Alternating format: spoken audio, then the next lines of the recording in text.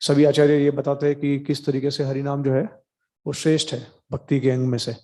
तो नवविधा भक्ति के अंगों में से जो कीर्तनम है, श्रवणम के बाद कीर्तनम जो आता है, तो वो कीर्तनम जो है वो सबसे श्रेष्ठ है।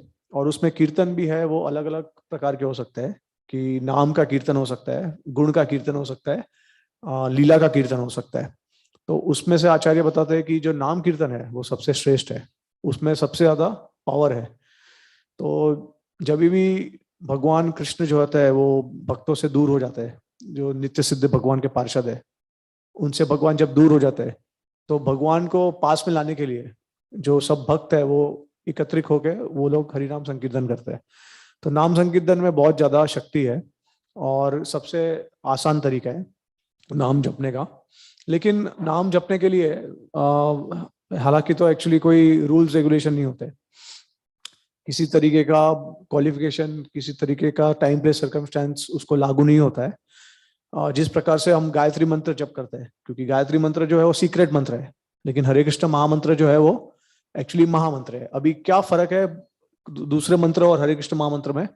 तो जो दूसरे मंत्र होते हैं वो उसमें ओम नमः नमः ऐसा ये जो शब्द होते हैं वो उसमें होते हैं। तो स्वाहा है, फिर नमः है, ओम है, तो ऐसा शुरुआत होता है उनका। लेकिन हरे कृष्ण जो महामंत्र जिसको बोलते हैं, जिसमें सिर्फ भगवान के नाम होते हैं और कुछ नहीं होता है, तो वो महामंत्र हो जाता है। तो जैसे राधे श्याम श्याम श्याम राधे राधे, राधे कृष्ण कृष्ण कृष्ण राधे राधे, जो निम्बार्क संप्रदाय के जो भक्त है वो इसका जप करता है। तो ये भी एक महामंत्र है क्योंकि उसमें सिर्फ भगवान के नाम है। तो अभी हम लोग हरे कृष्ण महामंत्र जप करते हैं क्योंकि चैतन्य महाप्रभु ने स्पेशली रेकमेंड किया है, और कलयुग में कलिसंतर उपनिषद में भी ये हरे कृष्ण महामंत्र रेकमेंडेड है। तो कभी कभी कोई बोलते हैं कि एक्चुअली इसका जो वर्ड्स का जो सीक्वेंस है वो उल्टा है। जैसे पहले हरे राम राम राम हरे हरे कृष्ण कृष्ण कृष्ण हरे हरे। लेकिन चैतन्य महाप्रभु ने उसको उल्टा कर दिया, क्योंकि ये वैदिक मंत्र है, वेदास में आता है, कलिसंतर उपनिषद में। लेकिन ये बात सही नहीं है। एक्चुअली में हमारे आचार्यों ने काफी शास्त्र में से प्रमाण दिए है किस तरीके से पुराण से फिर अलग अलग शास्त्रों से हरे कृष्ण जो है वही पहले आता है। तो चाहे आप उसको हरे राम बोलो शुरुआत करो या हरे कृष्ण, उसमें ज्यादा कोई अंतर नहीं है। लेकिन आपके सिर्फ नॉलेज के लिए बता रहा हूँ कि ये हरे कृष्ण मान मंत्र से ही शुरू होता है। तो बहुत सारे शास्त्र प्रमाण है, अगर आप चाहे तो मैं आपको ईमेल कर सकता हूँ या व्हाट्सअप कर सकता हूँ इसका रेफरेंस। ठीक है, हाँ। तो अभी इसमें हरे कृष्ण महामंत्र जो है वो जप करने का प्रॉब्लम है ये है कि उसमें अपराध लगते हैं। जैसे मैंने आपको परसों शायद बताया था कि पहले के जो युग में जो सब भक्त थे वो लोग भी डरते थे, इतना अपराध का प्रभाव इतना शक्तिशाली था।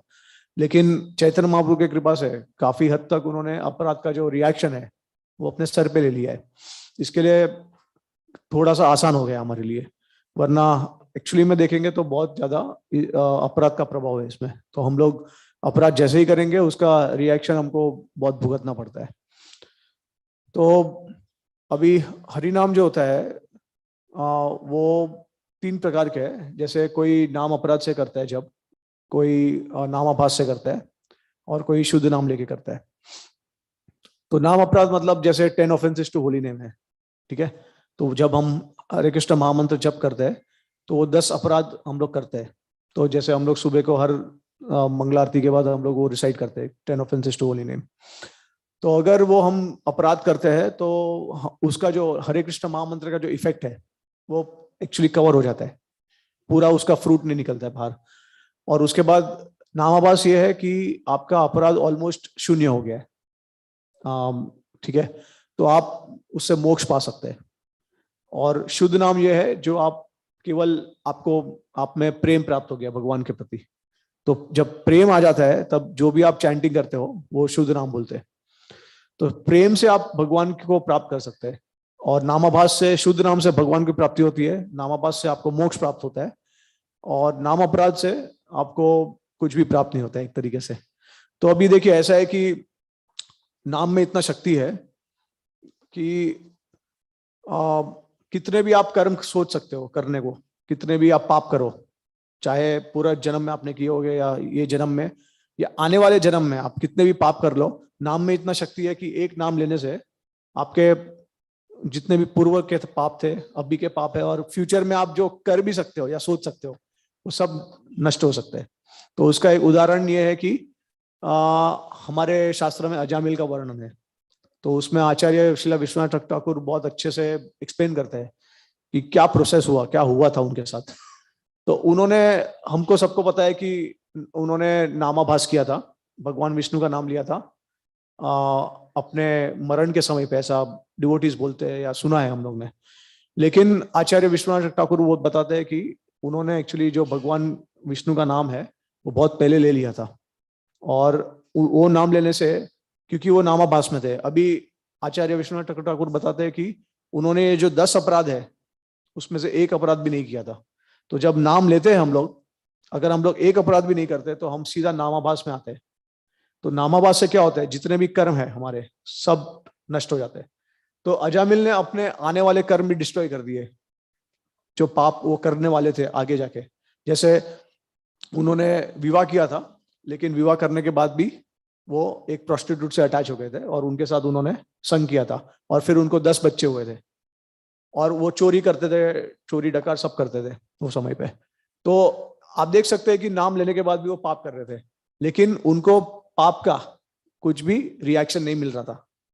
जैसे तो विश्वनाथ ठाकुर बताते हैं कि जिस प्रकार से अगर सांप होता है, अगर आप सांप देखते हैं और वो आपको डंक मारने जाता है, आपको डंक मारता है वो, तो अगर सांप में पॉइजन नहीं है, विष नहीं है उसमें, तो आपको थोड़ा सा उसका इफेक्ट होगा, लेकिन आप मर नहीं जाओगे और आपको किसी तरीके से दूसरा कोई तकलीफ नहीं होगी सांप के बाद, राइट। तो उसी प्रकार से जब हम नामाभास लेते हैं तो हमारे जितने भी कर्म है सब डिस्ट्रॉय हो जाते हैं, प्रेजेंट पास्ट फ्यूचर सब कर्म। तो अजामिल जो है वो फ्यूचर में अपने पाप कर रहे थे, नाम लेने के बाद वो पाप कर रहे थे, लेकिन उनको कोई भी पाप का रिएक्शन नहीं मिला।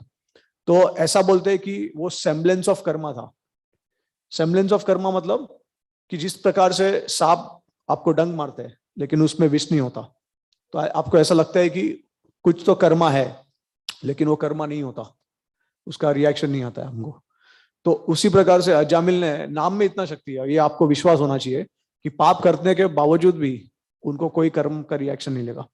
फिर बाद में जब उन्होंने अपने 10वें पुत्र का नाम रखा नारायण, तो तभी नारायण नारायण पुकारते पुकारते, ऐसा आचार्य बताते हैं कि अलग अलग आचार्य अलग अलग बोलते हैं, लेकिन एसेंस में ये बोलते हैं कि उनको काफी सुकृति हो गई, भक्ति में सुकृति प्राप्त हो गई। सुकृति की वजह से फिर भगवान विष्णु के, उन्होंने अपने विष्णुदूत को भेजा वो समय पे अजामिल को बचाने के लिए। तो उसके बाद फिर उसकी जो भक्ति की, उसका जो भक्ति भाव है वो जागृत हुआ, और जागृत होने की वजह से फिर उन्होंने उनको एक और चांस मिला, विष्णुदूत ने उनको एक और चांस दिया, और फिर हरिद्वार में जाके उन्होंने भजन किया और शुद्ध भक्ति के कारण वो भगवान के धाम में चले गए।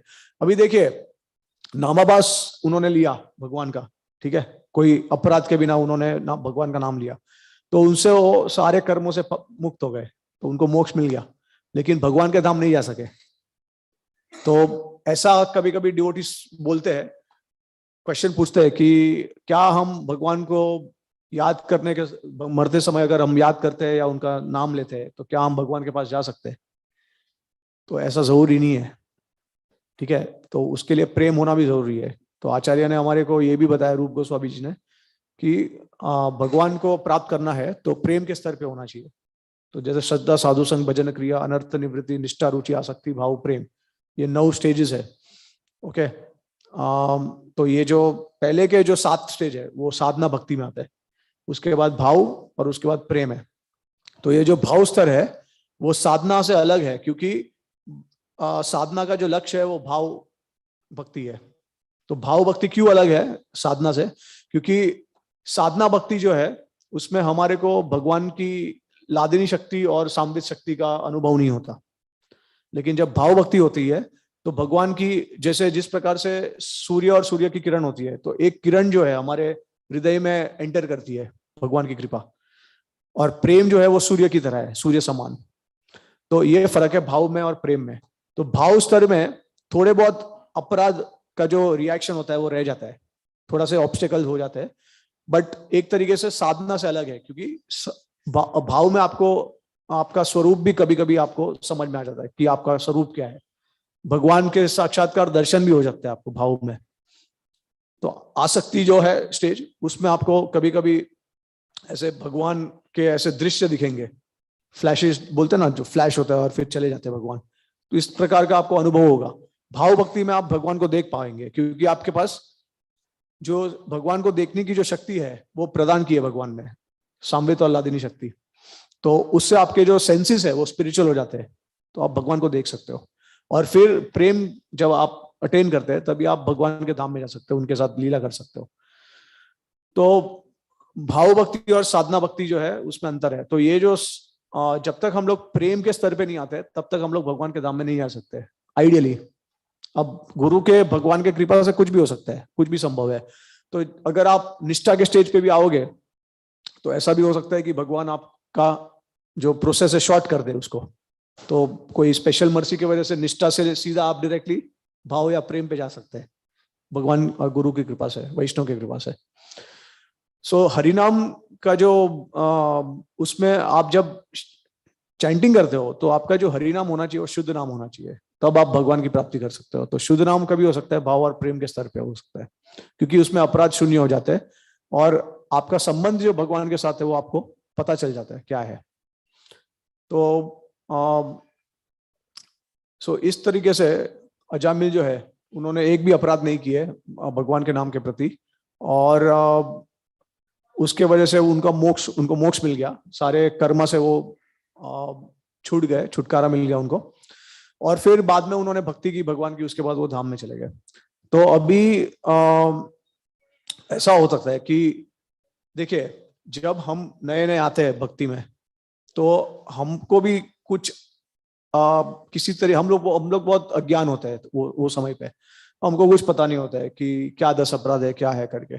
तो ऐसा हो सकता है कि हमने भी कभी शायद नामाभास में जप किया था कोई समय पे शुरुआत में, क्योंकि शुरुआत में सब डिवोटी बहुत नम्र होते हैं उसके बाद पता है आप क्या हो जाता है चालू कि ये ऐसे है वो ऐसे है, क्या हम एक दूसरे के साथ डीलिंग जब स्टार्ट होता है तो लंबे समय तक जब हम जैसे फैमिलियरिटी ब्रीड्स कंटेम्प्ट करके बोलते हैं ना, कि जितना हम लोग एक दूसरे के पास में आते हैं उतना हमारे को उनके जितने भी फॉल्ट्स है वो दिखने लगता है, और फिर हम लोग उसके ऊपर ज्यादा फोकस करते हैं, ज्यादा मेडिटेट करते हैं।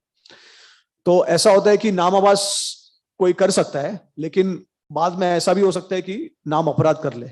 तो ऐसा नहीं है कि नामाभास हो गया उसके मतलब वो बाद में शुद्ध नाम पे चले जाएंगे। तो नामाभास से हमारा पतन होकर हम नाम अपराध पे आ सकते हैं। और जब ऐसा होता है तो जितने भी कर्म हमने किए हैं जिसका रिएक्शन खत्म हो गया है वो सारे कर्म वापस आ सकते हैं। तो karma can reappear when we chant the holy name with nama अपराध।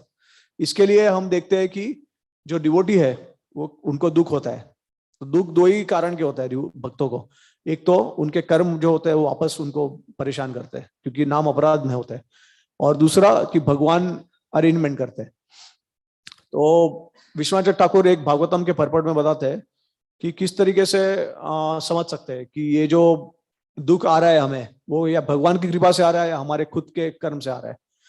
तो वो बहुत अच्छा आंसर देते हैं। वो बताते हैं कि अगर भक्ति करने के समय पे हम हमेशा ये सोचते हैं जो भी कठिनाई आती है हमारे जीवन में, अगर वो हम ये सोचते हैं कि भगवान हमको टोकन रिएक्शन दे रहे हैं और उससे हम लोग भगवान का और शेल्टर लेते हैं, तो हम समझ सकते हैं कि ये भगवान के कृपा से आ रहा है। लेकिन अगर हम लोग भक्ति करते करते अगर हम लोग हमारा भक्ति कम हो जाता है, इतने सारे चैलेंजेस और डिफिकल्टीज में अगर होता है तो हमारा भक्ति कम होता है, तो उसका मतलब है कि हमारे कर्म से आ रहा है। तो भगवान जो होता है वो हर भक्त के जीवन में उनका हाथ होता है। तो चाहे वो कनिष्ठ हो, मध्यम हो या उत्तम हो, सिर्फ हम लोग को एक चीज ध्यान में रखनी है कि हमको अपराध नहीं करना है। अगर हम अपराध नहीं करते हैं तो ज्यादातर अब देखेंगे तो भगवान का अरेंजमेंट होता है हमारे जीवन में। और ऐसा होता है कि जो कर्म होता है जो कर्म हमको भुगतने होते हैं, तो भगवान हमको रिएक्शन इस तरह से देते हमको शुद्ध करने के लिए, ना कि हमारे से बदला लेने के लिए कि आपका इतना सारा कर्म है और उसका आपको रिएक्शन इतना देना बाकी है, वो अकाउंटिंग करके नहीं बैठते हैं। भगवान जो है हमेशा हमारे कर्म को कम करने की कोशिश करते हैं, लेकिन वो ऐसा कर सकते हैं कि वो कर्म का रिएक्शन हमको दे भी सकते हैं। अब दोनों में फर्क है, कर्म रिएक्शन, हमारे कर्म रिएक्शन हमको भुगतने के लिए, या फिर भगवान उससे हमको कुछ सबक सिखाना चाहते हैं ताकि हम शुद्ध हो जाए उससे। तो जैसे हिज होलिनेस राधानाथ स्वामी महाराज बताते हैं कि when Krishna tests a neophyte, it is for his purification, and when Krishna tests a pure devotee, it is for his glorification. वैसा उस प्रकार से। तो ये भगवान का जो हाथ है हर भक्तों के हाथ में है, क्योंकि हम सभी कनिष्ठ के स्तर से ही शुरुआत करते हैं भक्ति, कनिष्ठ से लेकर धीरे धीरे कर ऊपर जाते हैं। फिर बाद में उसमें भी सब कैटेगरीज है, कनिष्ठ कनिष्ठ कनिष्ठ मध्यम कनिष्ठ उत्तमा, उसी प्रकार से मध्यम कनिष्ठ मध्यम मध्यम मध्यम उत्तमा, और उत्तमा में भी ऐसा कैटेगरी है। तो इस प्रकार से अगर हम अपराध ना करें तो फिर हम उस भक्ति में बहुत जल्दी आगे बढ़ सकते हैं। एक ही लाइफ में हम लोग एक्चुअली भगवान के धाम में भी जा सकते हैं अगर अपराध ना करें तो हरि नाम जो है वो सिर्फ अपराध करने से उसका हमको बचा सकता, मतलब उससे हमको डरना चाहिए हरि नाम करने के समय पे। अदरवाइज हरि नाम जो है वो बहुत इजी है, बहुत सरल है, और हरि नाम करने से ही एक्चुअली हमको जप करने की भी जरूरत नहीं है। एक तरीके से हरि नाम एक्चुअली कलयुग जो धर्म है वो हरि नाम संकीर्तन है, ठीक है, वो जप नहीं है। तो हम लोग जो हरे कृष्ण महामंत्र कर रहे हैं वो एक्चुअली में एक तरीके से जप जो होता है वो गायत्री होता है। जैसे कृष्ण गीता में बोलते हैं कि among the names I am the जप ऑफ द नेम्स, तो वो जप जो है वो एक्चुअली गायत्री भगवान रिफर कर रहे हैं। तो गायत्री में क्या होता है कि वो भी नाम ही है भगवान का, लेकिन उसमें क्वालिफिकेशन चाहिए जप करने के लिए, ब्राह्मण क्वालिफिकेशन चाहिए। जब तक आप ब्राह्मण के स्तर पे नहीं आते हो तब तक आप जप नहीं कर सकते, और वो सीक्रेट मंत्र है। तो इसके लिए पद्म पुराण में भी ये बताया है, संप्रदाय बिना ये मंत्र निष्फल तुमतः, कि संप्रदाय में आने के अलावा और गुरु से मंत्र के अलावा ये आपको जप इसका कोई इफेक्ट नहीं देगा गायत्री का। तो इसके लिए सीक्रेट मंत्र है, जब तक गुरु आपको नहीं देते ये मंत्र और परंपरा में नहीं देते तब तक इसका कोई प्रभाव नहीं होगा। तो जैसे गायत्री मंत्र है, लोग एक्चुअली में ओपनली चैंट करते हैं ओम भूर्भुवस्सुवः तत्सवितुर्वरेण्यम, लेकिन एक्चुअली में इसका कोई प्रभाव नहीं हो सकता, कोई इफेक्ट नहीं होगा, क्योंकि ये सीक्रेट मंत्र है। जब तक आपको गुरु नहीं दे देंगे तब तक आपका इससे कोई कल्याण नहीं होगा। अब इसके लिए हरिनाम संकीर्तन के लिए प्रभुपाद जी ने यह बताया था कि 2 प्रकार के मार्ग है हमारे भक्ति में, एक भागवत मार्ग है और एक पंचरात्रिक मार्ग है। तो प्रभुपाद जी ने बताया कि ये दोनों मार्ग हमको साइमल्टेनियसली फॉलो करना है, क्योंकि हम इतने शुद्ध नहीं है कि हम हरिनाम संकीर्तन जो है उसका जप प्योरली कर सके, मतलब शुद्ध नाम ले सके, और हमारे में इतना रुचि भी नहीं है हरिनाम के प्रति। तो इसके वजह से रुचि लाने के लिए, और एक तरीके से क्योंकि हम कलयुग में बहुत बद्ध जीव है, तो हमारे में बहुत सारे हमारी काफी आदत है, बुरी आदत है, काफी अनर्थ है हमारे में पहले से। तो उसको धीरे धीरे करके नष्ट करने के लिए और हमारे भक्ति को एक प्रकार से निष्ठा के स्तर पे लाने के लिए हमें पंचरात्रिक मार्ग का बहुत जरूरी है। तो पंचरात्रिक मार्ग क्या है? जैसे टेम्पल वर्शिप है, मूर्ति पूजा है, उसके बाद हम लोग जो मॉर्निंग प्रोग्राम फॉलो करते हैं, भागवतम जो है वो भागवत विधि में आता है, लेकिन जो रूल्स रेगुलेशंस है वो सारे पंचरात्रिक विधि में आते हैं। तो जैसे हम लोग नारज पंचरात्र है वो फॉलो कर रहे हैं, और प्रभुपाद जी ने उसको बहुत अच्छे तरह से कंडेंस करके दिया है। तो प्रभुपाद जी ने मतलब रूप गोस्वामी ने है सबसे जो 64 अंग है भक्ति के, उसमें से 5 सबसे श्रेष्ठ है। तो कोई बता सकता है कौन से 5 है जो सबसे श्रेष्ठ है? नाम कीर्तन, भागवत श्रवण, मथुरावास, मूर्ति सेवा, भक्तों का संग। तो ये सबसे महत्व है। ये 5 लिंग जो है बहुत ज्यादा शक्तिशाली है। तो आप अगर ये 5 करते हो तो आपको दूसरी चीज इतनी करने की जरूरत नहीं है। तो ये प्रभुपाद ने देखिए इस्कॉन इस तरीके से डिजाइन किया है, ये 5 चीज आप हर रोज करते हो, राइट? तो भागवत का जो है कथा होता है, हरिनाम संकीर्तन तो करना ही है सबको, और उसके बाद भक्तों का संग लेना है, वो भी दिया है प्रभुपाद जी ने। देखिए अगर भक्तों का संग किस प्रकार से आप ले रहे हो, इस्कॉन के द्वारा ऑर्गेनाइजेशन बनाया है प्रभुपाद जी ने, तो क्यों बनाया है, सोच समझ के बनाया है। इसके लिए प्रभुपाद जी ने बोला था ना कि इस्कॉन इज माई बॉडी, तो एक तरीके से वो स्पिरिचुअल बॉडी है प्रभुपाद जी का। सो उसमें बहुत शक्ति है, तो ऑर्गेनाइजेशन भी इंपॉर्टेंट है, तो उसमें सब लोग एक साथ संग कर सकते हैं। उसके बाद धामवास, प्रभुपाद ने बोला कि माई टेम्पल आर लोकल वैकुंठस, तो धामवास भी हो गया। और फिर तुलसी पूजा या फिर डीटी वर्शिप। तुलसी पूजा मतलब एक्चुअली एक तरीके से धामवास है, दैट इज इक्विवेलेंट टू धामवास। और मूर्ति पूजा है। अब देखिए मूर्ति पूजा का महत्व इतना है क्योंकि हम लोग भगवान को देख नहीं सकते अपनी आंखों से। हम लोग भगवान, अभी आप सोचिए, सिर्फ आप एक बात सोचिए, अगर मूर्ति नहीं होंगे तो क्या होगा। आप कितना भी नाम जप कीजिए, कितना भी भागवत श्रवण कीजिए, कितना भी ये कीजिए, मूर्ति नहीं होगा तो क्या होगा। आपका मन एक जगह पे फोकस नहीं कर पाएगा, आपको कुछ तो ध्यान करने के लिए कुछ तो चाहिए। तो इसके वजह से मूर्ति पूजा है। जैसे कल हम लोग क्लास में मैंने बताया था कि मूर्ति पूजा है वो एक्चुअली में जरूरी नहीं है। प्रभुपाद जी ने भी क्लियरली बोला है, आप सीधा हरि नाम संकीर्तन करने से जा सकते हैं। इसके लिए ब्राह्मण दीक्षा का भी जरूरत नहीं है, ठीक है। केवल हरि नाम का जप करने से, लेकिन शुद्ध नाम होना चाहिए। तो वो शुद्ध नाम लाने के लिए ये सारे दूसरे हमारे पास तरीके हैं। तो जब तक आप रूल्स रेगुलेशन विधि फॉलो नहीं करोगे तो आपका शुद्धिकरण नहीं हो सकता, आप कंटामिनेटेड रहोगे। वो कंटामिनेटेड प्लेटफॉर्म में आप भगवान को ठीक तरीके से स्मरण नहीं कर सकते हो। तो ये सब इजी करने के लिए ये सारा दूसरा पंचरात्रिक विधि हमको दिया है। तो दोनों पैरेलल ट्रैक है। तो जब हम शुद्ध स्तर पे आते हैं तो हरिनाम काफी है हमारे लिए। अब देखिए दीक्षा भी जो है, ठीक है, अब दीक्षा जो है वो एक्चुअली एक ही होती है, वो दो नहीं होती है।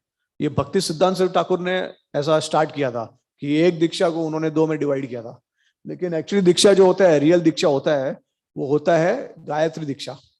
क्योंकि भगवान की मूर्ति को वर्शिप करने के लिए हमको ब्राह्मण के प्लेटफॉर्म में होना चाहिए, उसके लिए हमको गायत्री का जप करना है। हमको भगवान जो मूर्ति है वो हम गायत्री से अप्रोच कर सकते हैं, और उसके लिए क्वालिफिकेशन की जरूरत है। तो क्वालिफिकेशन लाने के लिए आपको काफी समय लगता है। हमारा जो बैकग्राउंड है जिस तरह से कलयुग में, उसको प्राप्त करने के लिए हमको काफी समय लगता है। तो ब्राह्मण बनने के लिए भक्ति सिद्धांत सरस्वती ठाकुर ने क्या मार्ग देखा कि भक्त अगर हरिनाम जप करते हैं संघ में और अपराध नहीं करते, तो धीरे धीरे करके वो अपने स्तर से वो ब्राह्मण के स्तर पे आ जाएंगे, और ब्राह्मण स्तर पे आने के बाद फिर वो दीक्षा लेंगे, गायत्री मूर्ति पूजा कर सकते हैं, उसके लिए वो क्वालिफाइड है, ठीक है। तो इसके लिए ये डिवाइड कर दिया है। अब देखिए एक तरीके से देखेंगे तो चैतन्य महाप्रभु के गौर लीला में आप देखेंगे तो नाम गुरु जो है वो अलग है दीक्षा गुरु से। किसी किसी के, जैसे फॉर एग्जांपल श्रीनिवास आचार्य जो है, तो उन्होंने एक्चुअली में शिक्षा ली थी नरहरि सरकार से, लेकिन दीक्षा किससे ली उन्होंने? श्रीनिवास आचार्य ने दीक्षा किससे ली? अभी परसों ही उनका आविर्भाव था, गोपाल भट्ट गोस्वामी, राइट। तो ऐसे बहुत सारे उदाहरण है गौर लीला में जिन्होंने शिक्षा ली है और नाम लिया है किसी और से, लेकिन दीक्षा किसी और से ली है। तो आप समझ सकते हैं कि पहले के समय पे दीक्षा गुरु जो थे वो केवल गायत्री देते थे, लेकिन अभी भक्ति सिद्धांत सरस्वती ठाकुर ने के बाद प्रभुपाद जी ने भी वही सिस्टम फॉलो किया है, और नाम और दीक्षा जो है वो एक ही गुरु देते हैं। ये इस्कॉन का स्टैंडर्ड है अभी। तो नाम गुरु जो है एक्चुअली में देखेंगे तो हमको नाम तो हमको मिल गया है पहले से ही, चैतन्य महाप्रभु ने तो दे ही दिया है नाम। जब उन्होंने ये जो वैदिक मंत्र है, और वैदिक मंत्र जो है वो हम लोग ओपनली चैंट नहीं कर सकते, लेकिन दो कारण है जिसके वजह से हम हरे कृष्ण महामंत्र फ्रीली चैंट करते हैं। पहला बात तो ये है कि वो महामंत्र है, तो महामंत्र को कोई रूल्स, उसको कोई लॉज जो है वो बांध नहीं सकता है। तो इवन दो वो वैदिक मंत्र है, लेकिन नाम इतना शक्तिशाली है कि कोई भी नाम जप कर सकता है, उसको कोई रूल्स रेगुलेशन अप्लाई नहीं होते। ये पहली बात है। दूसरी बात है चैतन्य महाप्रभु ने ओपनली डिस्ट्रीब्यूट कर दिया, सबको बांट दिया है।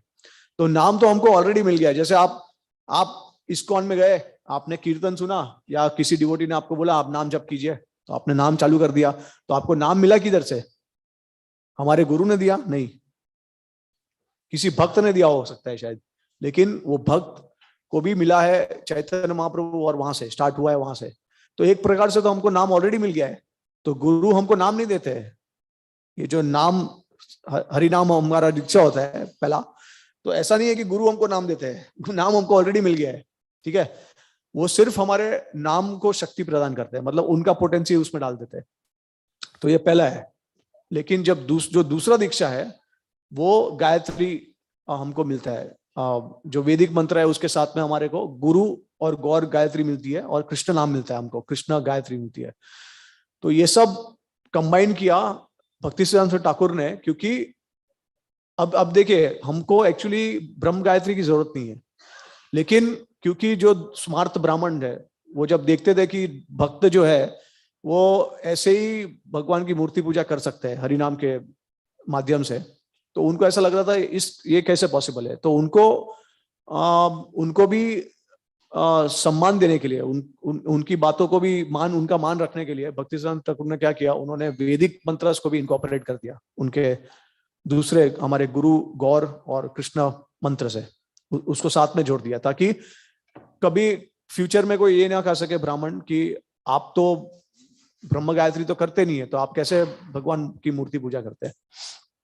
तो ये भक्तिसिद्धांत ठाकुर की स्ट्रैटेजी थी। ठीक है, लेकिन हमको उसकी जरूरत नहीं है, कृष्ण नाम सफिशिएंट है, हरे कृष्ण महामंत्र। तो ये सारा नाम के बारे में तत्व है जो भक्तों को पता नहीं है। और ज्यादातर जो देखेंगे तो नाम गुरु जो होते हैं वो शिक्षा गुरु होते हैं, और जो दीक्षा होती है वो गायत्री जो होता है वो दीक्षा गुरु से लेते हैं हम।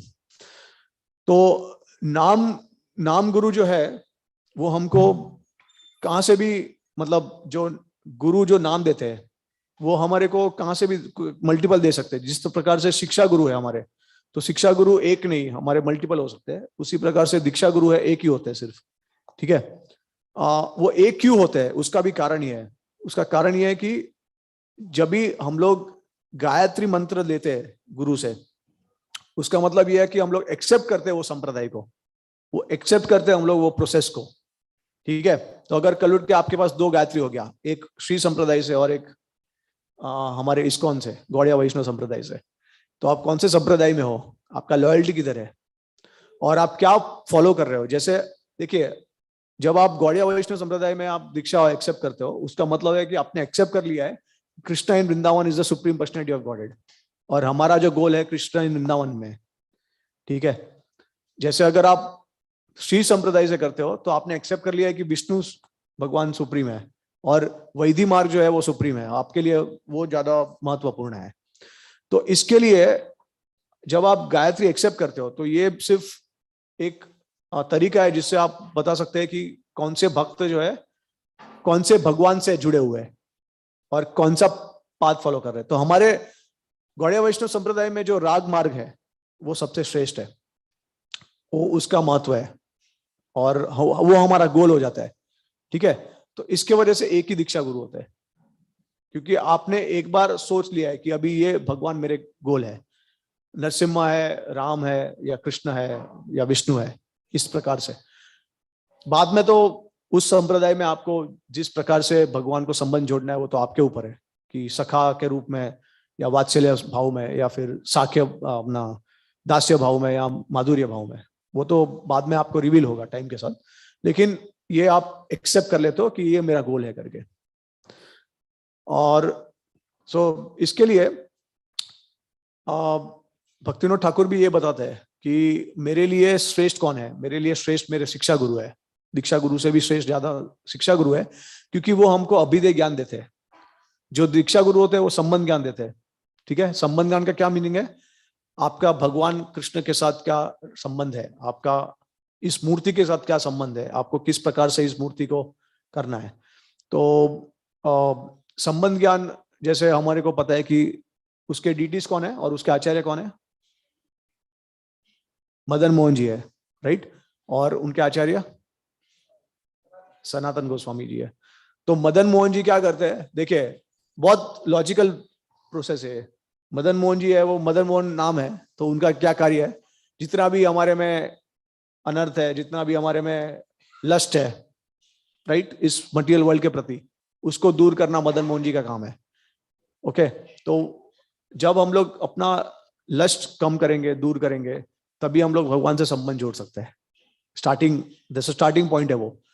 उसके बिना तो हम लोग कुछ नहीं कर सकते। उसके बाद फिर अभिदय ज्ञान क्या है कि जब आपने संबंध जोड़ दिया है धीरे धीरे करके, तो आप भगवान की सेवा करने जाओगे तो आपको पता होना चाहिए कि किस तरह से उनका सेवा करना है।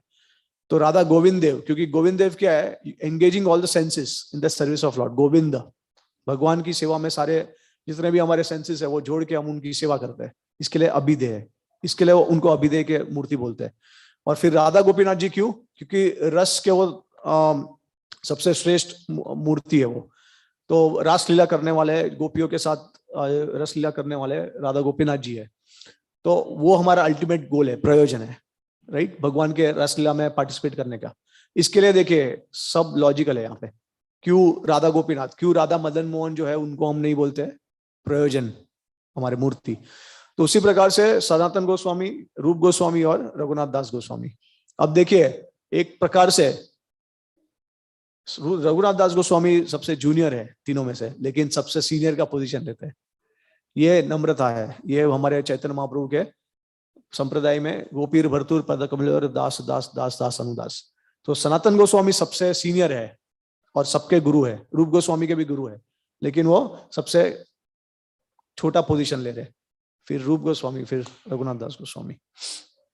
तो इस प्रकार से संबंध अभिदय प्रयोजन, तब हम लोग को ये ज्ञान प्राप्त करना होता है नाम जप करने के लिए। जब तक हम ये ज्ञान प्राप्त नहीं करते तभी तब तक हमारा नाम शुद्ध नाम नहीं हो सकता है। तो ये सारे तत्व है नाम के बारे में।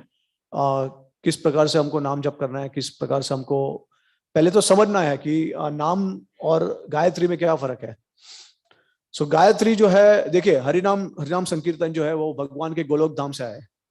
गोलोकेरा प्रेम धन हरिनाम संकीर्तन, राइट, नरोत्तम दास ठाकुर बताते हैं। तो वहां से गोलोक से आके सीधा मटीरियल वर्ल्ड तक आता है।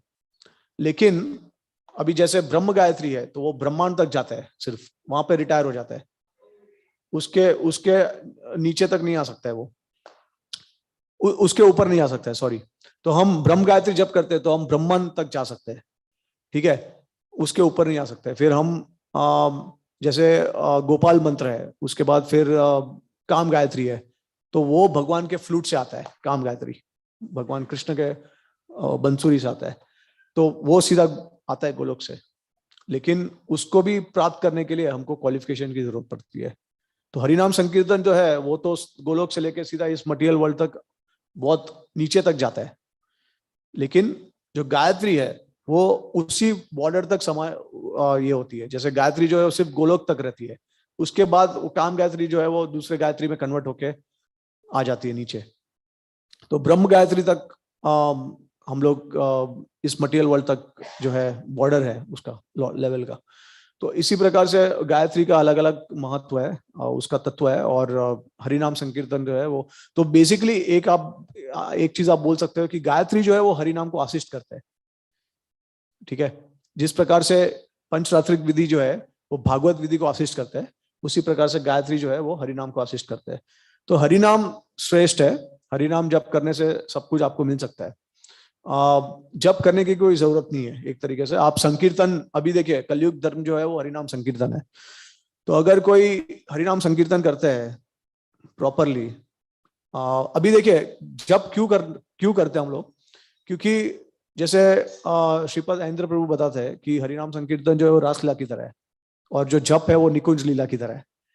तो जब तक आप में शक्ति नहीं होगी तब तक आप जो संकीर्तन करोगे उसमें भी शक्ति नहीं होगी, राइट। कल ही मैंने ये बताया था कि जब भक्त एक साथ आते हैं और तभी जप करते हैं, राइट, तो सॉरी, इंडिविजुअल प्योरिटी भी चाहिए और कलेक्टिव प्योरिटी भी चाहिए। अगर जितने भी नॉन डिवोटीज है वो आके भगवान का कीर्तन करेंगे तो भगवान क्या प्रसन्न होंगे उससे? थोड़ा सा, ज्यादा नहीं, इतना इफेक्ट नहीं होगा। लेकिन जब भक्त आके एक साथ आके वो कीर्तन करेंगे तो भगवान बहुत प्रसन्न होता है, क्योंकि इंडिविजुअल प्योरिटी है। भक्त फॉलो कर रहे हैं रूल्स रेगुलेशंस, भगवान को प्रसन्न करने की कोशिश कर रहे हैं। उनका उद्देश्य, उनका जो मोटिव है वो शुद्ध भक्ति है। बट जब अभक्त आके जप करते हैं, कीर्तन करते हैं, तो उनका मोटिव कुछ और ही होता है, उनका नाम कमाना होता है, कि उनका ज्यादा फोकस ट्यूनिंग में होता है, कितने लोग बैठते हैं देख हमारा सुनते हैं संकीर्तन, उनका फोकस अलग ही होता है, उनको भगवान को प्रसन्न करना नहीं होता है। और अगर फोकस भगवान को प्रसन्न करना भी है लेकिन उनके अंदर प्योरिटी नहीं होती है क्योंकि वो साधना नहीं करते। अभी क्या फर्क है कर्मयोग और कर्मी में?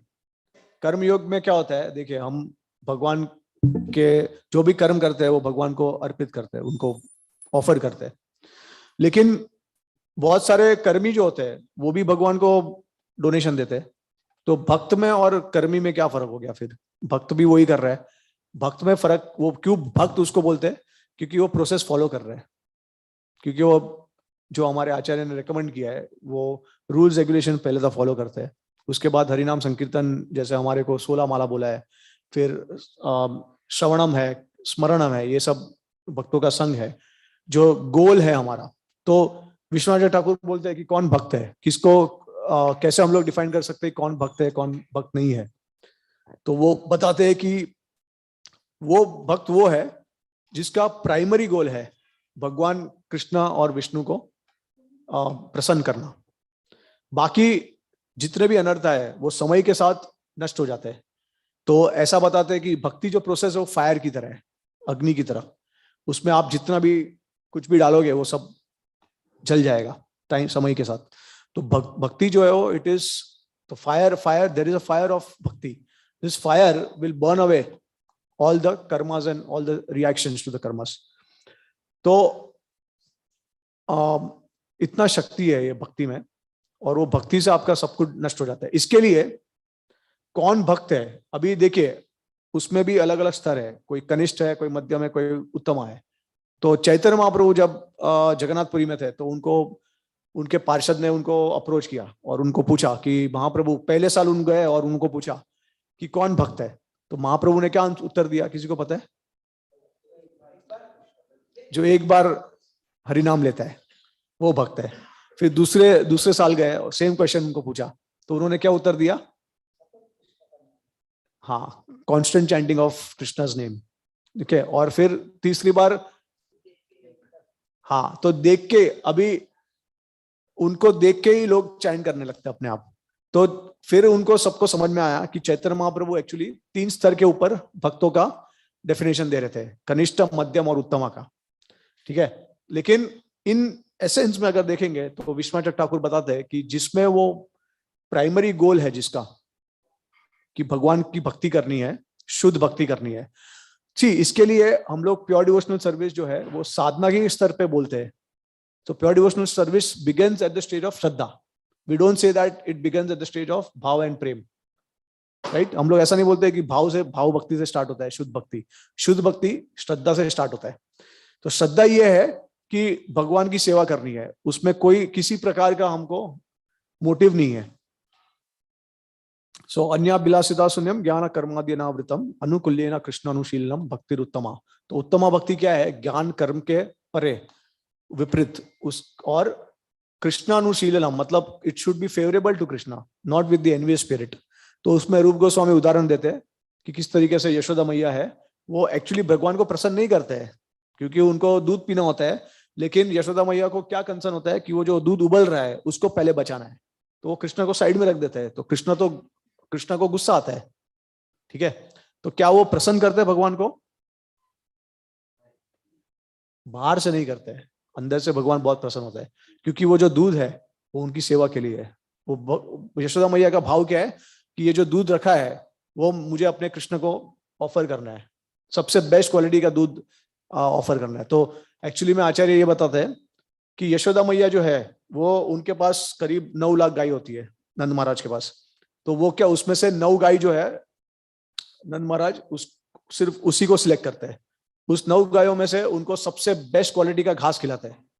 उसके बाद जो 9 गायों में से जो 3 गाय बचती है उसमें से जो सबका बेस्ट उनको जो ये वो जो देते हैं दूध, उसमें से भी फाइनली एक गाय को सिलेक्ट करते हैं वो। तो वो इतना फिल्टर करते हैं कि कृष्णा को सबसे बेस्ट मिलना चाहिए क्वालिटी, उसके बाद वो कृष्णा को ऑफर करते हैं। तो यशोदा मैया का जो भाव है वो ये है कि कृष्णा प्रसन्न हो जाए जो भी मैं उसको ऑफर करूं। तो तो ऐसा है कि जब हम बोलते हैं कि कृष्णानुशीलनम, तो कृष्णा में जितने भी अवतार है, अभी रूप गोस्वामी ये बताते हैं कि इसमें कृष्णा का शब्द क्यों, सॉरी, जीव गोस्वामी और विश्वनाथ ठाकुर ये बताते हैं कि कृष्णा क्यों यूज किया है, विष्णु क्यों नहीं किया है, विष्णु अनुशीलनम क्यों नहीं बताया है। तो ऐसा बताते हैं कि कृष्णा में विष्णु भी आ गए और साथ में जो भी चीजें भगवान के साथ जुड़ी हुई वो सब भी आ गई। तो ये प्रिंसिपल जो है वो भक्तों के साथ भी अप्लाई होता है। तो आप भक्त अनुशीलनम भी बोल सकते हैं, ठीक है। तो भगवान की सेवा के लिए जो भी है उस पर आप उसको अप्लाई कर सकते हो। तो यहाँ पे दूध जो था वो भगवान की सेवा के लिए था, इसके लिए कृष्णा अंदर से प्रसन्न थे कि यशोदा मैया का जो प्रेम है वो इतना ज्यादा है कि वो भगवान के लिए कुछ भी कर सकते हैं। और दूसरा उदाहरण ये देते हैं रूप गोस्वामी कि जैसे एक तरीके से जब असुर लोग भगवान के साथ में युद्ध करते हैं या उनको मारने की कोशिश करते हैं तो उससे भी भगवान को बहुत प्रसन्नता होती है, लेकिन वो फेवरेबल नहीं है, भक्ति जो भाव है वो फेवरेबल नहीं है। तो कृष्णा अनुशीलनम का मतलब ये है कि भाव जो होना चाहिए भगवान के प्रति वो फेवरेबल होना चाहिए, तब वो सही भक्ति, उत्तमा भक्ति कहलाती है। तो ये उत्तमा भक्ति जो है वो श्रद्धा से स्टार्ट होती है। जब आपको सच्ची में ऐसा लगता है कि मुझे सिर्फ भगवान को प्रसन्न करना है, ये मेरा गोल है। अब आप में बहुत सारे अनर्थ हो गए, आप में डिजायर्स हो, मटेरियल डिजायर्स हो गए, वो सब ठीक है, लेकिन आपको पता है कि एटलीस्ट आपने, जब आप मंदिर में जाते हो तो एक भाव से आप भगवान को पूछते हैं और भाव से आप ऑफरिंग करते हैं, और एक ही आपका भाव होता है, इच्छा होती है कि भगवान प्रसन्न हो, तो उसको बोलते हैं हम शुद्ध भक्ति। इसके लिए विश्वनाथ ठाकुर बताते हैं कि भक्त कौन है, जो उसका प्राइमरी फोकस है वो भगवान को प्रसन्न करना है। बाकी तो अपने समय के हिसाब से जितने भी अनर्था है वो अपने आप नष्ट हो जाते हैं भक्ति के फायर से। तो इस प्रकार का हरिनाम का हमारे को महत्व बताया गया है। हरे कृष्ण। तो अभी किसी को प्रश्न या कुछ कमेंट्स है? हाँ,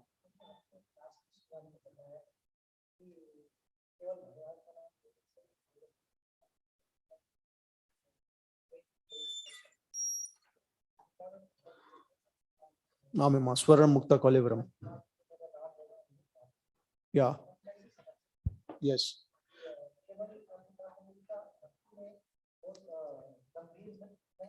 हम्म हम्म ये जीवन भर साधना में लगा है, राइट, छोटे मोटे गलतियां होती है, उस स्तर पर नहीं पहुंचा, लेकिन नाम ले रहा है और किसी प्रकार से अंत काल में मुमुक्ष से नाम ले लेता है, राइट। तो ऐसा करने पर वो गोलोक धाम नहीं जाएगा, ओके, शुद्ध प्रेम को नहीं प्राप्त है। यस, ये बहुत अच्छा क्वेश्चन है, बहुत डिवोटीज को भी ये क्वेश्चन होता है। तो देखिए ऐसा है कि आइडियली आप प्रेम के स्तर पे होंगे तो ही आप जा सकते हो, उसके बिना नहीं जा सकते हो। ओके, लेकिन प्रेम के स्तर पे आपको प्रेम कौन प्रदान करता है? आपको, आप वो स्तर पे आते कैसे हैं? जब भी गुरु प्रसन्न हो जाते हैं आपसे। गौर सुंदर भगवान की प्रेम के स्तर पे आप आते कैसे हो? जब गुरु प्रसन्न होते हैं तो वो कृष्ण को बोल देते हैं कि मैं तो पूर्ण पूर्ण रूप से संतुष्ट हूँ मेरे शिष्य से। तो कृष्ण का ग्लांस अपने आप जा जाता है उस भक्त के ऊपर। तो देखिए प्रोसेस ये है कि प्रभुपाद जी ने बहुत सारे लेटर्स में लिखा है, बहुत सारे जगह पे लिखा है क्लियरली कि give your life to Krishna. और उसका मतलब ये है, और प्रभुपाद ने ये बताया कि आप अपना लाइफ कृष्णा को अगर देंगे तो you will definitely go back to god in this lifetime. तो लाइफ कृष्णा को देने का मतलब ये है कि हमको ज्यादा से ज्यादा समय कोशिश करना है कि हम लोग भक्ति से जुड़े हुए रहे, और अगर हम लोग कुछ दूसरा कार्य भी करते हैं तो उसको हम लोग प्रचार के तरीके से देख सकते हैं, या फिर उसको भी हम भगवान की सेवा में डाल सकते हैं। तो जैसे फॉर एग्जाम्पल कोई गृहस्थी है तो उसको हमेशा यही सोचना चाहिए कि अगर उसको धन कमाना है तो वो धन जो है वो उसका ज्यादा से ज्यादा उसका भाग है भगवान की सेवा में डाले, या फिर अगर वो कुछ भक्ति करने अपना काम करने के समय पे ज्यादा से ज्यादा लोगों को प्रचार कर सके। ठीक है, तो इस प्रकार से अगर हम अपना जीवन जीते हैं और बाकी जो हम लोग को समय मिलता है वो हम लोग भक्तों के संग में लेते हैं, या फिर एटलीस्ट जैसे अभी प्रभुपाद जी ने एक जगह पे ऐसा बोला है कि अगर आपको रसगुल्ले का मन है, इच्छा है, आपको बहुत अच्छा लगता है वो, तो रसगुल्ला खाने के लिए अगर सिर्फ एक डिजायर बचा आपका रसगुल्ला खाने के लिए, तो आप मरने के समय पे अगर आपको वो डिजायर आता है या फिर नहीं भी आता है, लेकिन वो इच्छा आपके मन में है, तो वो एक रसगुल्ला खाने के लिए भी आपको दूसरा जन्म लेना पड़ेगा। प्रभुपाद ऐसे भी बोलते हैं। प्रभुपाद एक जगह पे ऐसा भी बोलते हैं, एक बार उनको भक्तों ने पूछा कि प्रभुपाद जी कितना हमको शुद्ध होना चाहिए भगवान के धाम में जाने के लिए, तो प्रभुपाद ने बोला 100%। तो भक्त सब ऐसे बहुत ऐसे नाराज जैसे हो गए। फिर प्रभुपाद उनके तरफ देखे, उनको समझ में आ गया कि थोड़े से ये हो गए, तो प्रभुपाद ने बोला 90%। तो थोड़े से ये हुए, तो फिर भी उनको लगा कि अरे 90% भी बहुत ज्यादा है। तो बाद में वापस प्रभुपाद देख के बोले 75%। तो थोड़े से वो ये हो गया, तो उनको ये ऐसा भी लगा कि 75% भी थोड़ा ज्यादा है। फिर प्रभुपाद बोले एंड में, don't worry, just catch hold of my dhoti and I will provide you a back entry in Goloka. Srila Prabhupada की। प्रभुपाद ने अलग अलग चीजें बोली है अलग अलग समय पे, लेकिन एक कंसिस्टेंट चीज प्रभुपाद ने बोली है उनके शिष्य को कि आप ये लाइफ जो है वो भगवान को दे दीजिए, आप जिस तरह से आप सेवा करना चाहो करो, तो आपको टिकट मिल जाएगा, यही लाइफ में मिल जाएगा फॉर श्योर। ये प्रभुपाद जी ने गारंटी दिया है। तो अभी कितने हद तक हमको समझ सकते हैं कि हमको कितना करना है भक्ति और कितना शुद्धिकरण करना है, तो अगर आप देखेंगे तो कम से कम हमको निष्ठा के स्तर पे आना चाहिए। अगर हम भक्ति हमारा ऊपर नीचे हो रहा है, उसका मतलब हम सीरियस नहीं है इतने, हमको भगवान का प्राप्ति को में कोई इंटरेस्ट नहीं है इतना, या फिर भौतिक इच्छा बहुत है जो हमको उससे रोक रही है। तो निष्ठा स्टेज अगर हम आ सकते हैं, उसके बाद फिर प्रभुपाद जी के हाथ में छोड़ देना चाहिए वो हमारा। और देखिए प्रभुपाद जी ने हमको मिशन दिया है प्रचार करने का। प्रभुपाद जी ने बोला है कि प्रभुपाद जी ने बहुत जगह पे बोला है, बहुत लेटर्स में लिखा है, chant 16 rounds attentively, sincerely, follow the regular principles strictly, and read my books thoroughly, okay, and preach Krishna consciousness. Then I guarantee you that you will go back to God in this lifetime. तो ये प्रभुपाद ने जब अभी वो promise कर दिया है, उसका मतलब है कि कुछ भी करके कृष्णा को उसको फुलफिल करना पड़ेगा। ठीक है, तो इसके लिए हमको ये ध्यान में रखना है, आप भूल जाइए प्रेमा भाव वो सब जाने दीजिए। ठीक है, अनर्थ निवृत्ति क्रॉस नहीं कर सकते हम, ये हमारा रियलिटी है, ये हमको मान लेना चाहिए कि अनर्थ निवृत्ति भी हमसे नहीं हो सकता है पार। आप भूल जाए वो सब, इतना ध्यान में रखिए। प्रभुपाद को जितना प्रसन्न कर सकते हो उतना कीजिए, अपराध से दूर रहिए, ये दो चीज ध्यान में रखिए। बाकी प्रभुपाद जी के ऊपर छोड़ दीजिए, वो हमको बैक एंट्री गोलोक में से दिला देंगे। तो अभी देखिए, आपके क्वेश्चन का आंसर मैं देता हूं कि आइडियली प्रेम अवस्था में ही हम जा सकते हैं। और जैसे आप बोल रहे हैं कि भगवान गीता में बोलते हैं अंतकाले च माम एवं स्वरण मुक्त कलेवरम, बट वो स्वरम कैसे होगा भगवान का? आपको ऐसा लग रहा है कि मैं डिवोटी हो गया हूँ, मंगला आरती अटेंड कर रहा हूँ, हर रोज ये सब कर रहा हूँ, लेकिन तो मैं आसानी से स्मरण कर लूंगा? नहीं। आपको पता है जब आप पीड़ा में होते हैं ना, पीड़ा में बहुत कष्ट होता है, तब आपको भगवान ध्यान में भी नहीं आएंगे। तब आपको पहला चीज ये ध्यान में आएगा, किस तरीके से मैं अपने पीड़ा से बाहर निकलूं। तो इस प्रकार से आपको हमको ऐसा लगता है कि हम भगवान का नाम कैसे लेंगे, बहुत आसानी से ले सकते हैं क्योंकि हम इतने टाइम समय से कर रहे हैं, लेकिन जरूरी नहीं है। हमको पता नहीं है हम भगवान का नाम ले पाएंगे कि नहीं, क्योंकि जब पीड़ा आएगी वो समय, मृत्यु के समय में पीड़ा आती है बहुत, और पीड़ा करने के समय पे जब तक हमारा अच्छा है कॉन्शियसनेस, भले पेन हो रहा है, लेकिन जब तक हम सोच पा रहे हैं, देख पा रहे हैं, वो ठीक है। लेकिन ऐसा भी अवस्था आता है कि हम लोग, जैसे हमारा एक्सीडेंट होता है, तो एक्सीडेंट के समय पे जो हमारे को पेन होता है, तो हमारा पूरा ध्यान उसी पे चले जाता है। या फिर अगर आप चलते हैं, रास्ते पे चल रहे हैं, आपको कांटा चुभ गया, तो आपको पहला विचार यही आएगा, किस तरीके से मैं उसको जल्द से जल्द ठीक करूं। आपको भगवान का स्मरण नहीं आएगा याद। अभी जैसे शुद्ध भक्त होते हैं जो बहुत एडवांस होते हैं, जैसे एक बार मुझे याद है किस तरीके से राधानाथ महाराज जो है वो व्रज यात्रा में तो एक बार जब पहली बार वो भक्तों को उद्धव क्यारी लेके जा रहे थे, तो एक्चुअली में देखेंगे तो जो रास्ता है जहाँ पे उद्धव क्यारी है वो थोड़ा अंदर है। तो महाराज जी जो है वो सबको उद्धव क्यारी तक लेके जा रहे थे, लेकिन महाराज जी ने सबको बोला था कि आपको खुले पैर जाना है, और वो रास्ते पे बहुत सारे कांटे थे। तो महाराज ने बोला कि हर एक कांटा जो है वो आपको आपका शुद्धिकरण कराएगा, तो आप भगवान का नाम लेके लेके चलिए। लेकिन देखिए महाराज ने भले ऐसा कहा, बट जब सब भक्त ने वो रास्ता क्रॉस किया और वो पहुंच गए वहां पे, महाराज पेड़ के पीछे छुप गए थे और बहुत सारे कांटे निकाल रहे थे अपने पैर में से। कि महाराज का क्या लक्ष्य, उनका क्या था कि उन्होंने सारे कांटे अपने ऊपर ले लिए थे, ताकि भक्त के जो भक्त आए चल के उनको कम से कम कांटा छुबे। ये शुद्ध भक्त होते हैं। ये हमारा स्तर है ही नहीं। हम पहले अपना देखते हैं। हम क्या करेंगे, अगर हमारे रास्ते में कांटे आएंगे तो हम बाजू में कर देंगे, भले दूसरे डिवोटी को कांटे हैं, वो चलता है। ऐसा हमारा भाव है। तो हमारा ऐसा कॉन्शियसनेस नहीं है। हम एटलीस्ट थोड़ा बहुत गुरु को प्रसन्न कर सकते हैं ना, वही हमारा लक्ष्य होना चाहिए।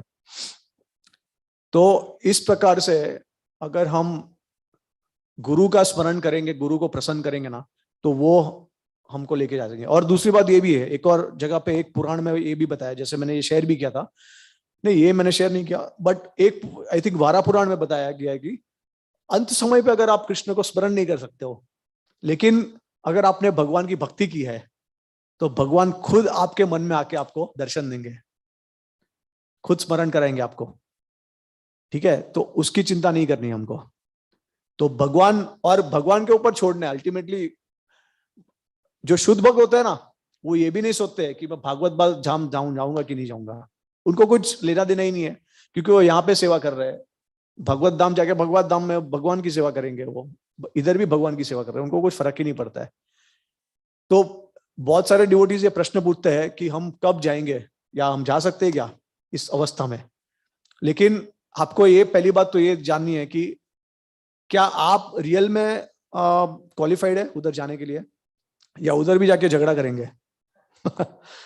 राइट या फिर आपको विदाउट इनविटेशन आपको जाना है। जैसे अगर अभी प्रभु जी ने मुझे सुबह को बहुत प्रेम से कहा कि आप आइए हमारे घर पे प्रसाद लीजिए, तो लेकिन मैं अगर उनके घर पे ऐसे ही चले जाऊं, प्रभु जी ने बोला नहीं हम ऐसे चले जाओ, बोले ये कहां से आ गए ये समय पे, हम कुछ और कर रहे हैं। और तो देखिए, किसी भी अगर आपको किसी पार्टी में जाना है, तो बिन बुलाए मेहमान की तरह आप चले गए, तो आपको सब घूर घूर के देखेंगे लोग कि ये कहां से आ गए, इनको क्या बुलाया था क्या हमने। तो भगवान के धाम में भी आप जाएंगे इसी तरीके से, तो सब लोग आपकी तरफ से देखेंगे कि ये कहां से आ गए। तो जब तक इनविटेशन नहीं आता है तब तक आप जाओगे भी नहीं। राइट।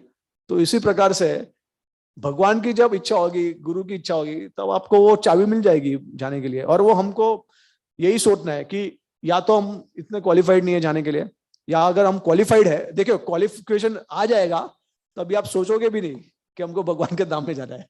तभी आपका लक्ष्य एक ही है कि भगवान को प्रसन्न करना है। गोपियां क्या बोलती है कि भगवान कृष्ण को एक मात्र क्षण रिलीफ मिलने के लिए हम सनातन रूप से नरक में जाने के लिए तैयार है। ऐसा गोपी का भाव है। वो आपको लीला पता है ना, नारद मुनि जाते हैं पहले द्वारका महिषी के पास, तो वो लोग डर जाते हैं थोड़े कि अरे भगवान को अगर हम अपने चरणों की धूल देंगे तो फिर हमको नरक में जाना पड़ेगा। लेकिन जब गोपियों के पास जाते हैं तो एक ही झटके में सारी गोपियां सब अपने अपने पैरों में से धूल देती है और नारद जी को प्रदान करते हैं। फिर नारद जी बोलते हैं आपको डर नहीं लग रहा है? तो बोले कि हम तो इसके बारे में सोचते भी नहीं, हमको इतना ही पड़ी है कि कृष्णा एक क्षण के मात्र के लिए भी अगर उसको ठीक हो जाता है तो हम उसके लिए सनातन रूप से हम लोग नरक में जाने के लिए तैयार है। तो ये भाव है ना, हमारा है ही नहीं एक्चुअली। आप कितना भी बाहर से सेवा कर लीजिए, साधना भक्ति कर लीजिए, क्योंकि इतना आपको मान के चलना है हम कृपा सिद्ध है, हम साधना सिद्ध भी नहीं है। जिस प्रकार से साधना सिद्ध का जो साधना होता है वो हम कुछ भी नहीं कर रहे हैं, तो आपको ये मान के चलना है हम कृपा सिद्ध है। तो अल्टीमेटली गुरु जो है वो हमको चाबी देने वाले हैं, वो प्रसन्न होंगे तो ही जाएंगे हम। तो ये आपको ध्यान में रखना है। तो भगवान अपने आप आपको स्मरण देंगे वो समय पे। ठीक है, तो ये सारी चीजें हम रिकंसाइल कर सकते हैं इस तरीके से। और कोई प्रश्न या कमेंट?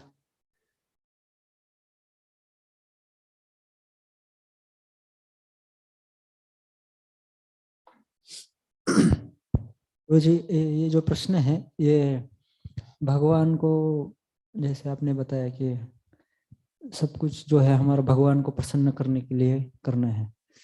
तो एक बार मैं ये दक्ष का प्रेयर्स पढ़ रहा था शिव जी के लिए, जब वो उनको बकरे का सर मिलता है, उसके पश्चात दक्ष जो है शिव जी के पास जाते हैं और वो प्रार्थना करते हैं शिव जी को। उसमें एक प्रार्थना ऐसी करते हो कि क्योंकि वो उनको पता था कि शिव जी का मैंने इतना मतलब अपराध किया है ऐसे, तो बहुत गिल्टी फील कर रहे थे वो। उस समय वो बोलते हैं शिव जी को कि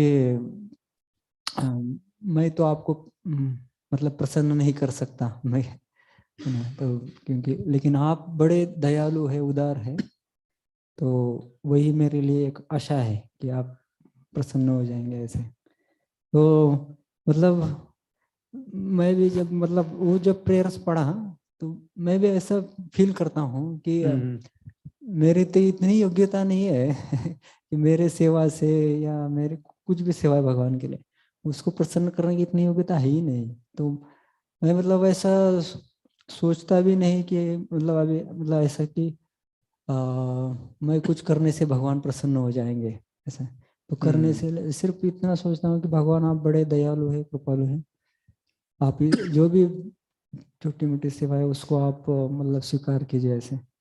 तो क्या ये भावना ऐसे ठीक है या ऐसा सोचना चाहिए कि जो अभी मैं जो भी करने जा रहा हूँ भगवान की प्रसन्नता के लिए है? हाँ, तो ओके। तो ये जो भाव है प्रभु जी की नम्रता है, जिसकी वजह से ऐसा सोचते हैं। वो भक्त की नम्रता होती है कि वो ऐसा सोचते हैं। लेकिन मेन क्या है, मोटिव है। आप जो सेवा कर रहे हैं वो क्यों कर रहे हैं, उसका गोल क्या है?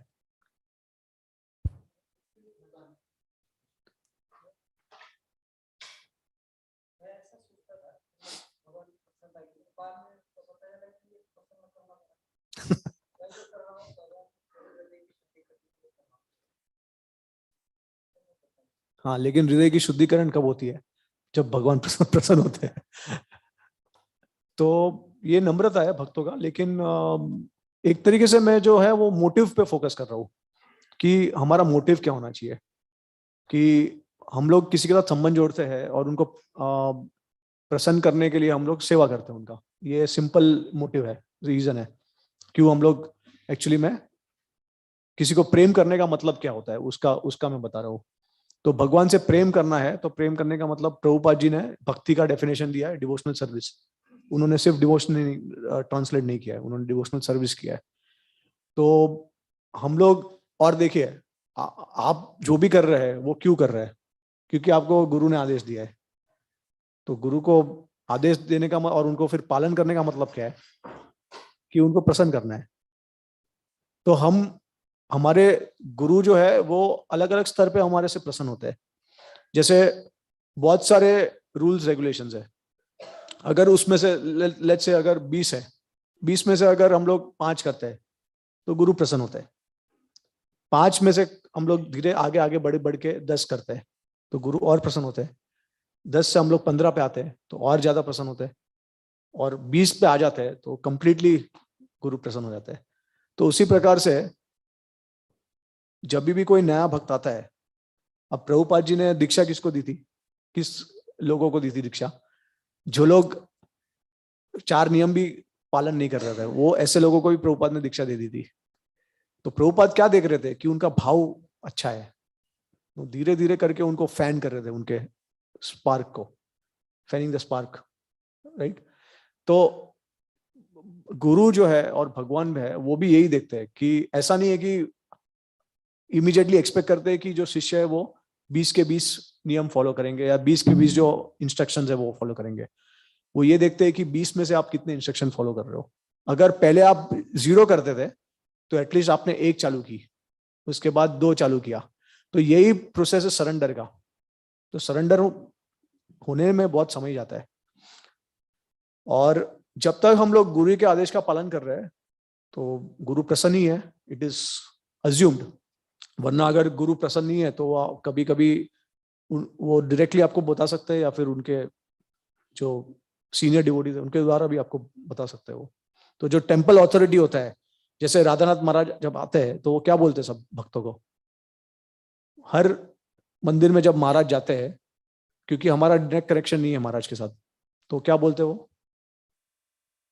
कि जैसे फॉर एग्जाम्पल अभी जू मंदिर में ब्रजहरि प्रभु महाराज के लिए लाइफ एंड सोल है, तो जू मंदिर में महाराज क्लियरली बोलते हैं if you want to please me please Brajahari Prabhu. तो अगर ब्रजहरि प्रभु आपके सेवा से प्रसन्न है, महाराज भी प्रसन्न है, ये समझ लेना चाहिए आपको, क्योंकि प्रोसेस ही है दास अनुदास, राइट। तो हर मंदिर में महाराज यही बोलते हैं, प्रभुपाद डिसाइपल्स है बहुत सारे, तो उनके आप मंदिर में जाओगे तो महाराज यही बोलते हैं if you please Kalakantha Prabhu, if you please Shvas Prabhu, if you please Vaisheshika Prabhu, then you have pleased me. तो ये महाराज का कोई भी जो हमारे इस इस्कॉन में, तो प्रोसेस ही है कि आप जो आपके लोकल अथॉरिटी है उनको प्लीज कीजिए, फिर उसके वो लोकल अथॉरिटी जो है वो अपने गुरुजन को प्लीज करेंगे, उससे फिर महाराज संतुष्ट होते हैं, वैसा है। और देखिए इसके लिए ये एक, जैसे मैंने बताया कि एक गुरु तत्व है ये, कि आप डायरेक्टली गुरु के साथ जुड़े हुए नहीं है, लेकिन गुरु ने आपको परमात्मा के साथ भी जुड़ा हुआ है। गुरु का एक कार्य ये भी है कि वो आपको परमात्मा से जुड़े, आपको कृष्ण के साथ जुड़े। गुरु ऐसा नहीं है कि सब सारी चीज उनके साथ ही जोड़ दे और भगवान को कुछ आपके साथ ना जोड़े, ऐसा अगर है तो वो गुरु नहीं है वो। तो ये आप समझ लीजिए कि गुरु का उनकी जो मेन प्रसन्नता है वो अगर आप भगवान को प्रसन्न करोगे तो है, उसमें है। और भगवान की प्रसन्नता जो है वो भक्तों की प्रसन्नता में है, तो म्यूचुअली ऐसा है रिलेशन। तो कोई भी गुरु है वो आपको वो ये देखते हैं कि ऐसा नहीं वो सोचेंगे कि मेरे को कितना इसने प्लीज किया है, भगवान को प्लीज किया वो नहीं किया वो जाने दीजिए, मेरे को कितना प्लीज किया है, मेरी कितनी सेवा की है। नहीं, गुरु पहले ये देखते हैं कि उसने भक्तों का कितना सेवा किया है, भगवान को कितना सेवा किया है, वो देखते हैं वो हमेशा, ऐसा है। हरे कृष्णा, थैंक यू।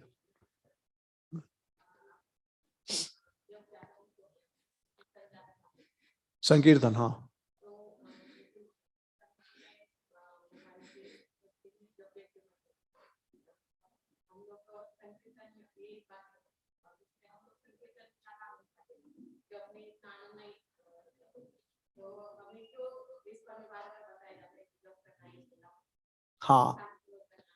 हाँ, तो मैं एक्चुअली बताना आपको भूल गया कि मैंने बताया था कि जप करना भी जरूरी नहीं है हमको, सिर्फ संकीर्तन के द्वारा ही हम लोग भगवान के धाम में जा सकते हैं।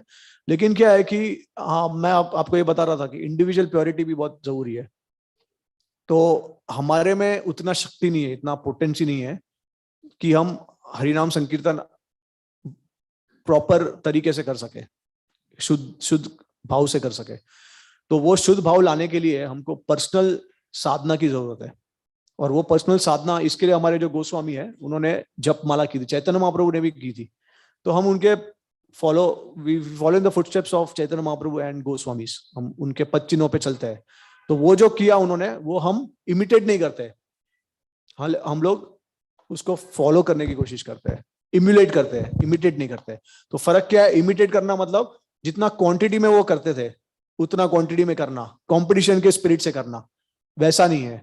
इम्यूलेट करने का मतलब है कि उनकी कृपा से ही हमको वो शुद्धता मिलेगी और हमारे कैपेसिटी के हिसाब से हम उसको फॉलो करें। तो जैसे 16 माला जो है वो हमारे लिए बहुत ज्यादा भी होता है, राइट, बट वो लोग तो 64 माला, 128 माला, 192 राउंड्स इतना सब करते थे। हम लोग उतने लेवल पे नहीं है कि हम लोग हर रोज वो उतना कर सके। तो जैसे स्टार्टिंग में भी अगर आपको पता होगा, जब मूवमेंट की शुरुआत हुई तो प्रभुपाद जी ने पहले कितने माला बोले थे भक्तों को? 64 माला करने बोले थे प्रभुपाद जी ने। लेकिन भक्तों ने बोला कि प्रभुपाद हम लोग इतना सेवा कर रहे हैं, हमको इतना समय नहीं है और इतना रुचि नहीं है भगवान में, नाम में। तो फिर प्रभुपाद ने 32 बोला, तो 32 भी उनको बहुत भारी लगा। फिर प्रभुपाद जी ने बोला बस फाइनल 16 माला। तो ये 64 माला भक्ति सिद्धांत ठाकुर ने अपने संन्यास शिष्यों को बोला था करने को, और अपने गृहस्थ शिष्य को उन्होंने कुछ 32 माला बोली थी।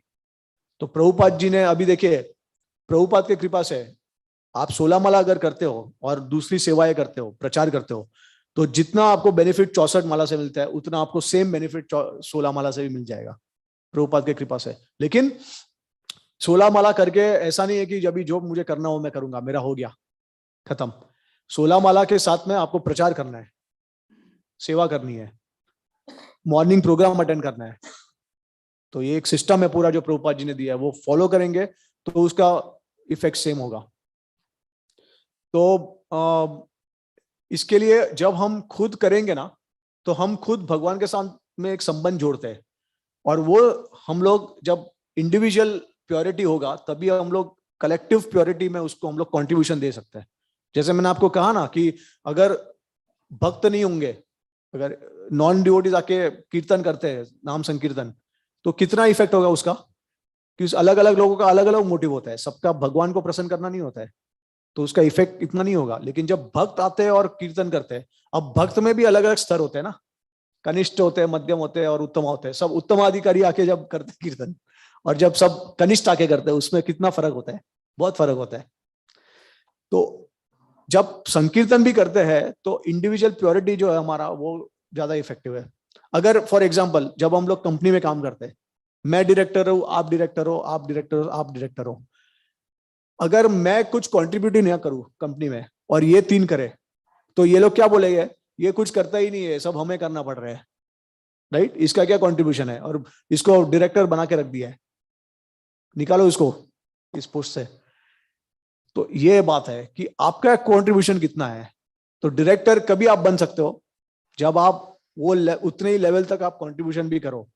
तो इंडिविजुअल प्योरिटी इसके लिए है, और इंडिविजुअल प्योरिटी के लिए अपना जप करना जरूरी है, हरे कृष्ण महामंत्र का, हरे कृष्ण महामंत्र, राइट।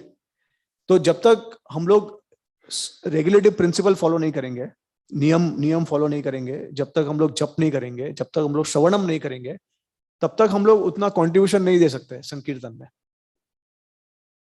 ठीक है। और दोनों म्यूचुअली डिपेंडेंट है। जितना आप संकीर्तन भक्तों के संग में करोगे ना, तो वो आपको उतना आपका इंडिविजुअल प्योरिटी बढ़ाएगा, और जितना आपका इंडिविजुअल प्योरिटी बढ़ेगा उतना आपका संकीर्तन का प्योरिटी, कलेक्टिव प्योरिटी बढ़ेगा। दोनों एक साथ है। जैसे रासलीला में भगवान सबको एक साथ बुलाते हैं, ठीक है, तो उससे उनका शुद्धिकरण होता है, और वो उससे फिर जब वो निकुंज लीला करते हैं तो उनका और ज्यादा उनको कृपा मिलती है भगवान की, तो उससे और ज्यादा अच्छा सेवा कर पाते हैं। निकुंज लीला में, निकुंज लीला होती है वो कॉन्फिडेंशियल लीला होती है, और रासलीला होती है वो ओपन होती है। तो दोनों हरिनाम संकीर्तन और जप दोनों जरूरी है, साथ में चलने चाहिए, ठीक है। हरे कृष्ण।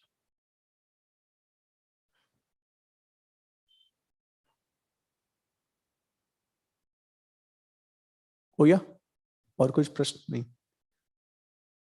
ओके। ग्रंथराज श्रीमद् भागवतम की जय, श्रील प्रभुपाद की, वैष्णव वृंद की जय। हरे कृष्ण।